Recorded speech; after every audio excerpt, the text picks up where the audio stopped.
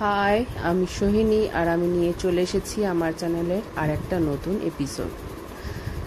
এখন কিন্তু শ্রাবণ মাস চলছে, আর শ্রাবণ মাস মানে শিবের একটা প্রিয় মাস বলা যেতেই পারে, যেখানে আমরা সবাই মহাদেব শিবকে সন্তুষ্ট করার জন্য নানা রকম কাজ করে থাকি। তাদের মধ্যে একটা হলো তারকেশ্বর যাত্রা, বাঘ কাঁধে করে তারকেশ্বর যাত্রা।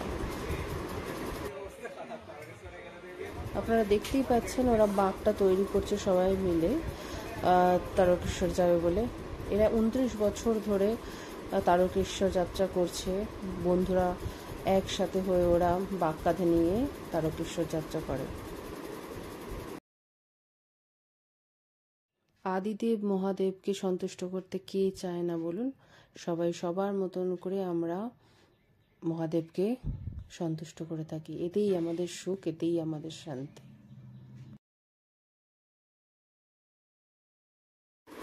সেই সন্ধেটা ঢাকের তালে তালে আনন্দময় আর আবেগঘন হয়ে উঠেছিল।